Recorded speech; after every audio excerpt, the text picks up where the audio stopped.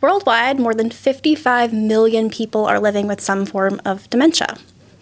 Being a caregiver for one of these people is kind of like uncharted territory. Stay tuned to learn more about it on this episode of Inspire Iredell. Welcome to Inspire Iredell. I'm Megan. I'm Anna. And I'm Ben. So glad to have you today, Ben.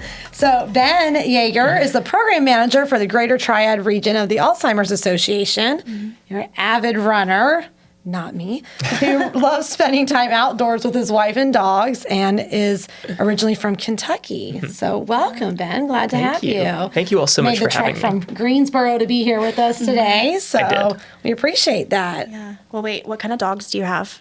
They're both rescues, so total mutts. We have a small one who's 13 years old, and he's a little bit of every small dog combined into one. And then we have a bigger, super high energy, like kind of cattle dog pit mix. So I have a cattle dog. Totally get it. Yeah, it is impossible to wear her out for more than an hour. So I have a golden retriever puppy. Okay. Yeah. So we're kind of in that doesn't get worn out stage either. Maybe Yeah, if we just all put all of the dogs in a yard together, they could just wear each other out. Maybe that's okay. Doggy play date now. Anyway. Well, it's Alzheimer's and Brain Health Awareness Month, right? Yes. So it's kind of a mouthful, but such an important subject. And like as Anna was saying, you know, virtually everyone knows someone or has heard about someone, you know, who either is a caregiver or has known someone who's passed away from this horrible disease. So, So, Ben, tell us about the Alzheimer's Association. What kind of resources do you have? What do you do? Yeah.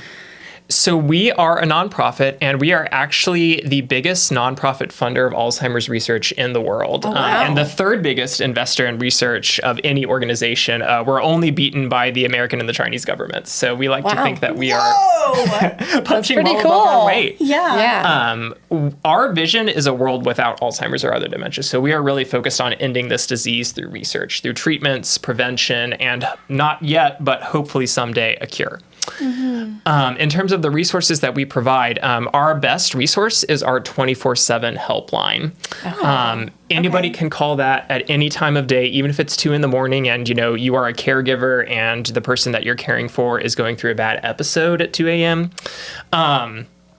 Our number is 1-800-272-3900, and a real person is going to pick up the phone, not a robot. And it's somebody who is a specialist, a master's level clinician, somebody who can really help anybody with any kind of question, whether it's, an episode, it could be, I've just gotten a diagnosis, where's a support group in my area? It could be, I'm starting to see some warning signs, what's the next step? So, and then we also have free community education programs as well, which is a lot of what I do is kind of getting out there and talking about, warning signs, healthy living, caregiving, even talking about the new treatments that we're seeing on the market. So, Okay, so tell us the phone number again.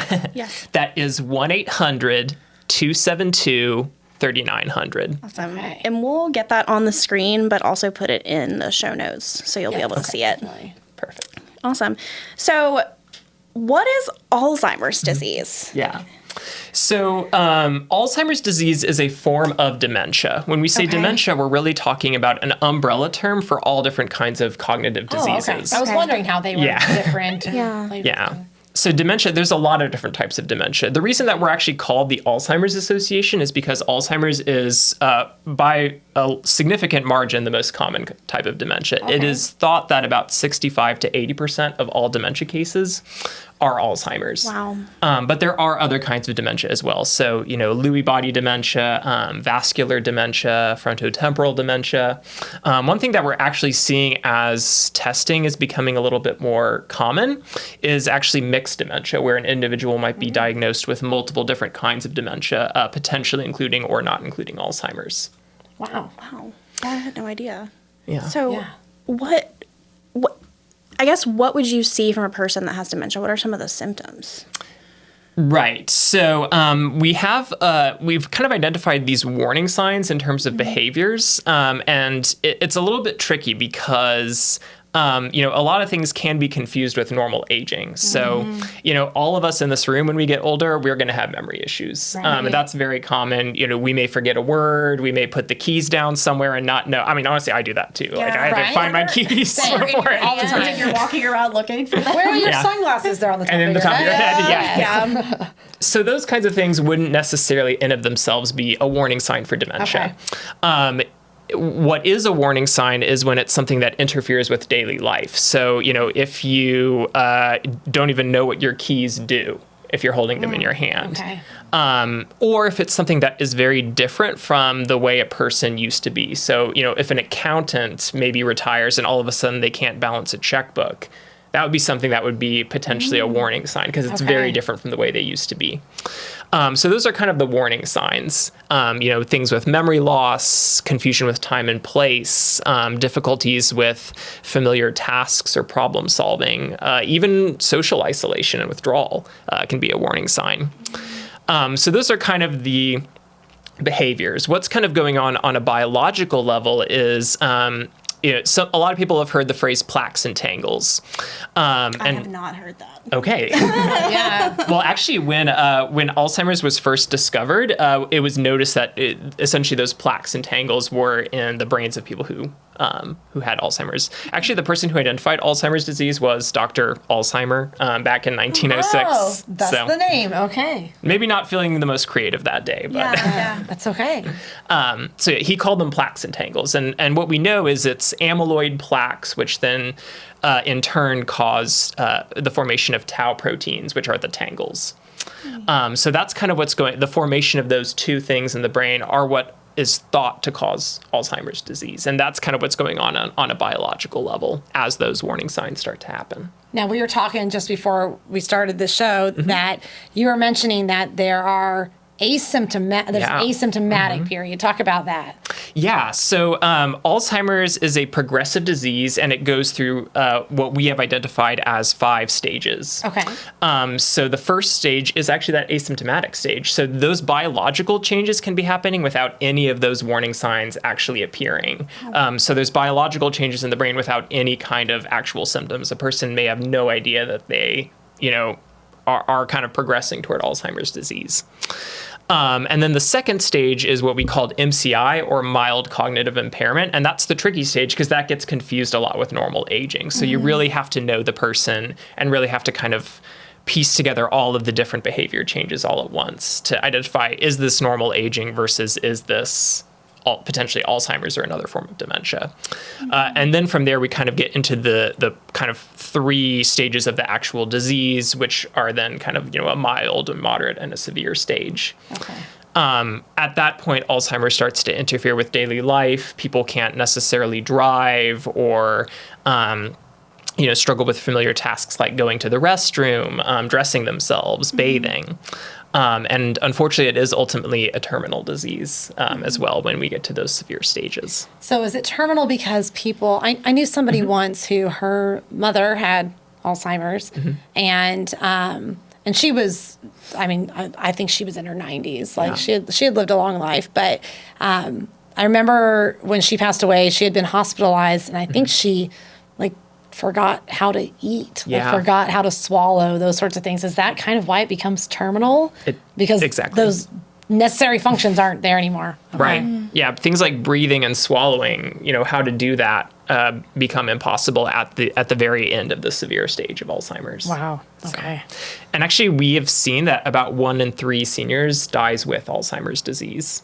Right now. Wow. I will say that's with, not from, but that's because it can be very tricky kind of in those cases. Right, like maybe they have cardiovascular disease and that's the cause of death, but then they find, and I guess that would be an autopsy that would, maybe they would see in their brain, those plaques and tangles you were talking about. Yeah. Wow. So if you notice some of the symptoms and signs of dementia or Yeah. Alzheimer's in a family member or a friend, what should you do?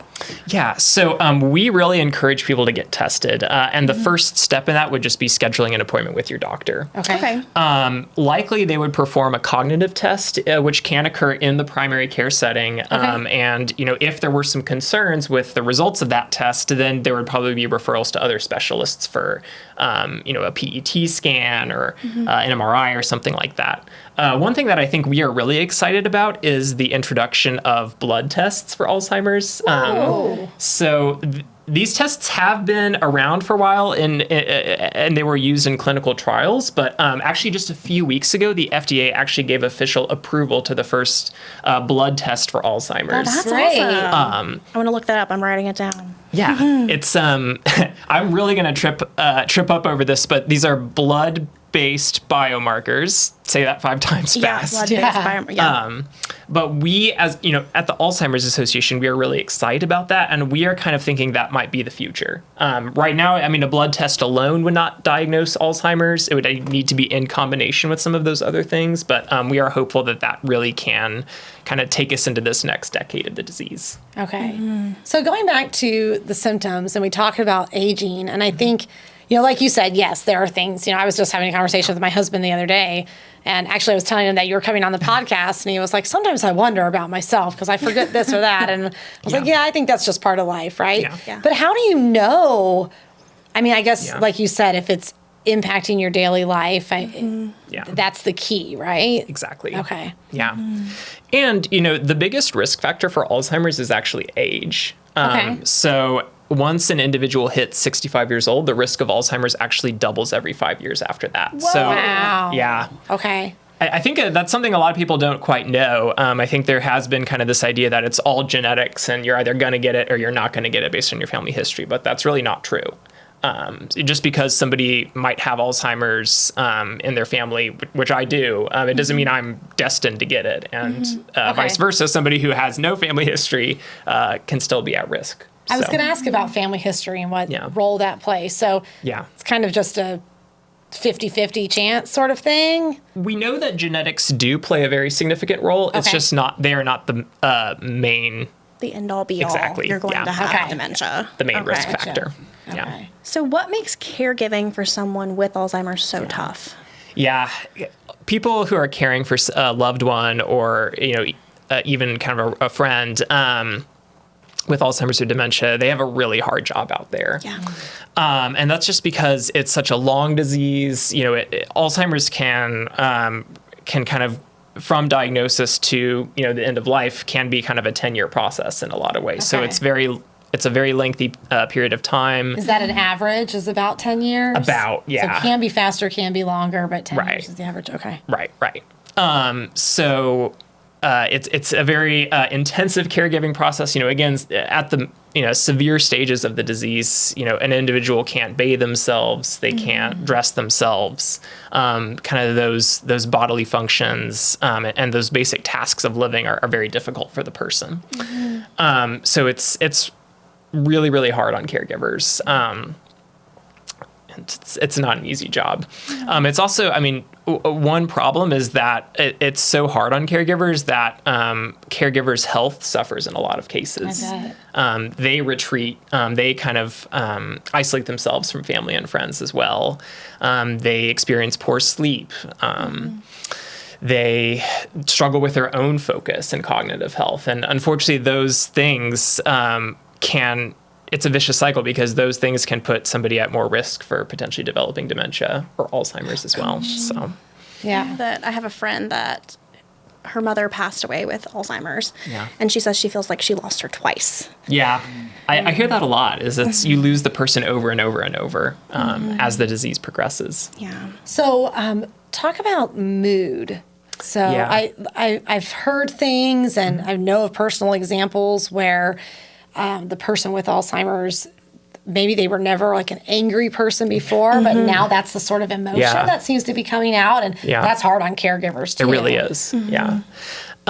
So Alzheimer's and dementia, essentially what's happening is brain cells are getting destroyed by those plaques and tangles. Okay. And that is what causes some behavior changes. Because as those brain cells start to go away, it really interferes with an individual's ability to understand the world, perceive reality accurately, and to kind of know what's safe and right.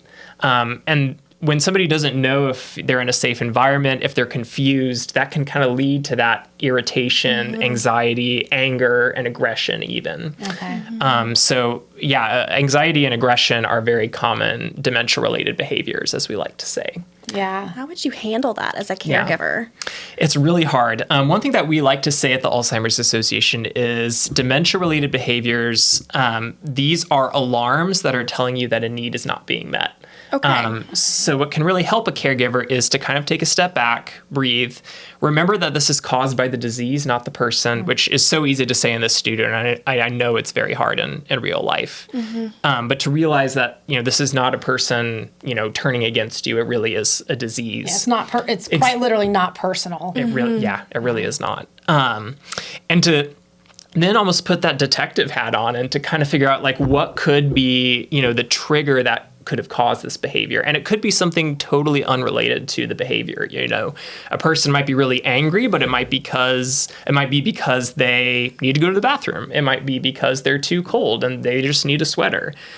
Because the disease is interfering with their ability to say that, when somebody is uncomfortable or feeling overwhelmed or overstimulated, if they're in a loud environment, it's hard to say, I'm angry because this is a loud environment. It kind of turns into those outbursts. Makes me think that you almost have to put on, if you're a parent, right? And those are the sorts of things you have to do with your children, right? Yeah. As your children get older and they learn how to speak and voice what they need, right? But you're saying that, and I was thinking about times when my daughter was a toddler or a baby, and she's crying and you have no idea. And so you kind of go through that list of do you need your diaper changed? Are you hungry? Are you hot? Are you cold? That sort of thing. So I guess you just, like you said, put on your investigator hat. And I mean, I've heard people, and I've seen billboards and things like that before too, where it says, where the roles reverse. Right. Often with the child becomes the caregiver to the parent, whereas the parent was once the caregiver to the child. Exactly. So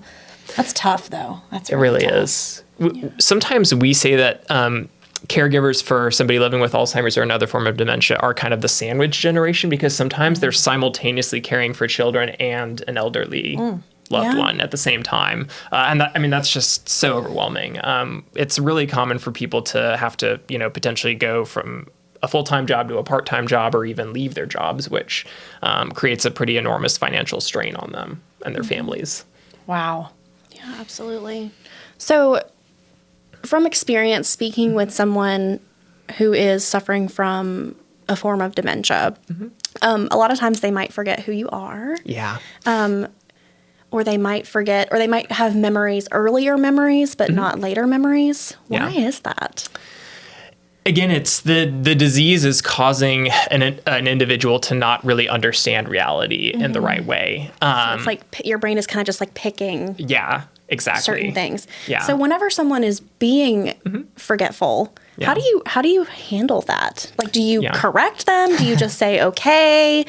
How do you speak to them? And that's a great question. I will say, as somebody who has a personal experience with the disease, I did this wrong 10 years ago when I was experiencing it with a family member, because I corrected them. And actually, we found that that's not really the right thing to do. Okay.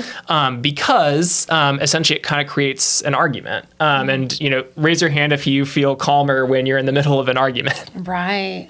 Right. So as an individual living with Alzheimer's or dementia, it's very, very difficult to know what's safe. And so the best thing that anybody could do in that situation is to try to calm the person down, to almost join them in their reality. Okay. So, for example, if somebody, doesn't know who you are, it's better not to say something like, oh, I'm not that person. I'm this person. Don't you remember? I'm your daughter. Exactly. Yeah. Because then that sounds like an attack and might put somebody in a defensive state. It can be better just to say, hey, I'm here to help. I'm so happy to see you. Kind of speak in a calming way. even if they, one thing that we see in the later stages is, sometimes suspicions and delusions are actually a common dementia-related behavior.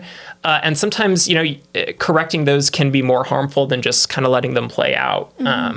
Okay. So, again, even if it's something really outlandish, just saying, yeah, no, that's really scary. I'm so sorry. Is there anything I can do to help? And Trying to validate their exactly, feelings. right. Okay. Because that lets them know that you're a safe person and that they are in a safe environment, which can calm them down. And if a person says, I've heard before with my friend who lost her mom when she was in her 90s, to Alzheimer's, her mom thought that her brother was still alive and he had passed probably a good 15, 20 years before then. And she often struggled with that. She was like, I don't know what to say to her because she's like, we'll just call him Jimmy. Why is Jimmy not coming to visit me? And, she just kind of played along with it. So it sounds like that's just what you should do. Exactly. Okay. Yeah. Instead of saying, Jimmy's been dead for however long, just saying, oh, tell me more about Jimmy. I'm so sorry he's not here. What are some of your favorite memories of Jimmy? Yeah. So I think she did exactly the right thing. Okay. It kind of gives you a chance to connect to them too. Exactly. Yeah. Connecting with them in the way that you can. Yeah, absolutely. So, you talked about delusions, hallucinations, things like that. It makes me think of, I've heard of sundowners. Yeah. So what is that? I think it's something that, we don't fully understand exactly why that happens. We know changes in lighting can be confusing potentially to a person. I know daylight savings time, which, I already hate for so many reasons. Yeah. It can be problematic for somebody living with Alzheimer's or dementia because it can be confusing why all of a sudden it's dark at 5 every fall. But yeah, any of those kinds of changes in environment can be confusing to somebody who maybe doesn't fully understand kind of what's going on and why.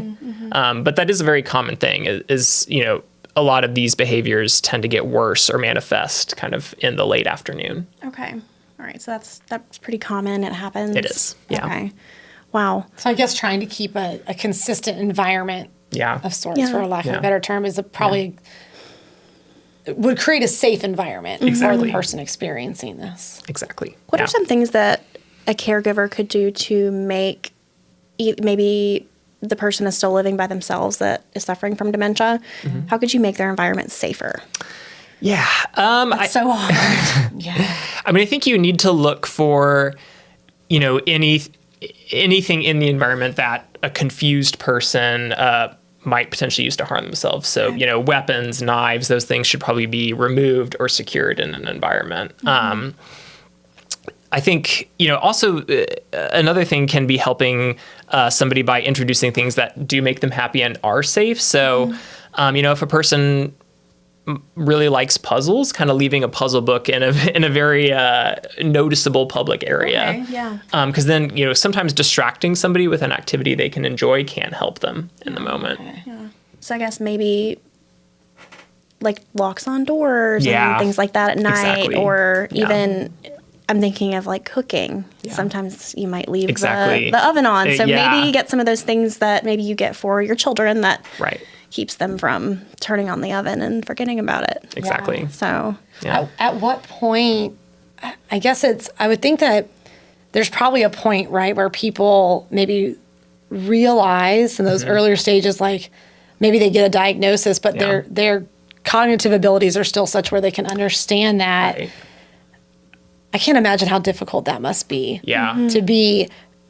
To know. I feel like this is just such a terrible, terrible disease. It is. Yeah. And when I think about whatever way I go eventually, I hope this is not it. Right. And yeah. I don't know. Any thoughts on that? On just, when but you can't do anything about it? I have two big thoughts about that. I think the first one is it's hard, but we actually, at the Alzheimer's Association, we think that is good for somebody to have a diagnosis early. Okay. Because it allows you to have conversations with your caregiver that you might not be able to have if the disease were very progressed. So maybe your wishes about how you want to be treated and... Right. That's a good point. Because, in the later stages, a person can't necessarily communicate those desires and intentions in the right way. So something like, when we start to see, these behaviors, that's when you need to take my keys away. When this happens, then that's when maybe we need to think about moving me into an assisted living facility. So that's kind of one thing. It allows for those really hard conversations to happen when somebody has their kind of mostly full cognitive abilities. Okay. The other thing is, and again, this is very new, but we now have actual treatments on the market that attack the underlying biology of the disease. Oh, No way. Yeah. These are so new. I mean, literally last year and this year where they became available. Okay. But they're approved by the FDA. They're called Leqembi and Kisunla. Spell that. We'll look that up later. We'll look that up later. Yeah. And what they do is so those plaques and tangles, they specifically target the amyloid plaques and they prevent more plaques from forming. Okay. So I do want to stress these are not cures for the disease, although we're hoping someday a cure will exist.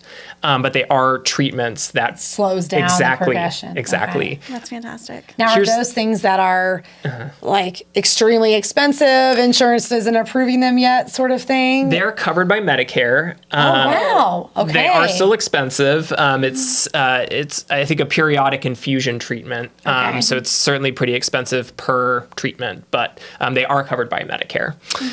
We at the Alzheimer's Association are actually working to expand insurance coverage for these treatments. So in the state of North Carolina, we're working to make sure that state Medicaid covers this as well. Because sometimes if somebody, is 63 or 64 and not quite at that age yet to qualify for Medicare, it can be difficult. Right.